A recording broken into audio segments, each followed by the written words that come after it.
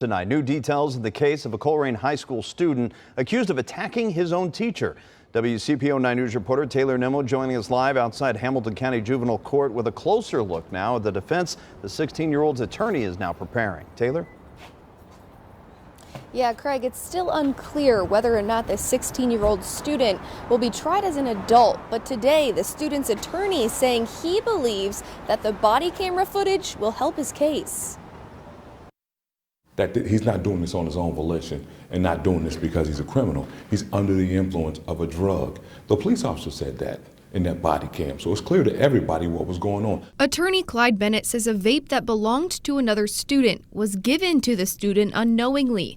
Police reports say the 16-year-old Colerain student then punched his teacher in the head, causing a severe brain injury.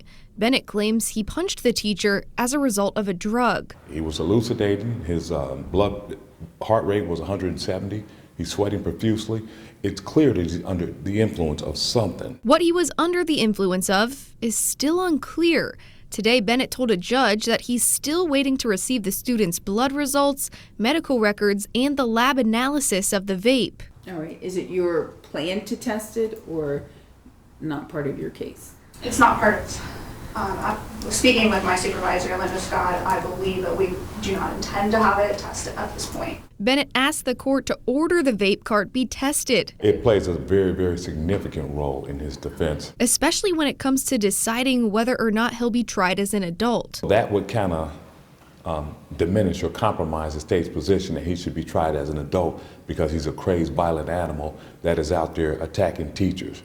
When in fact you have a law-abiding, productive young man from a great family that unknowingly ingested drugs from smoking a vape. But when it comes to determining if the teen is guilty or innocent, because the law says that voluntary consumption of an alcohol or a drug is not a defense in the state of Ohio.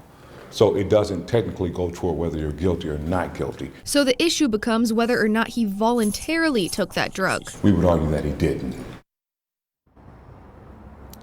Now, as for that teacher, I reached out to both police and the school to ask how the teacher is doing, and they both said, per the family's request, they are unable to give an update on her condition.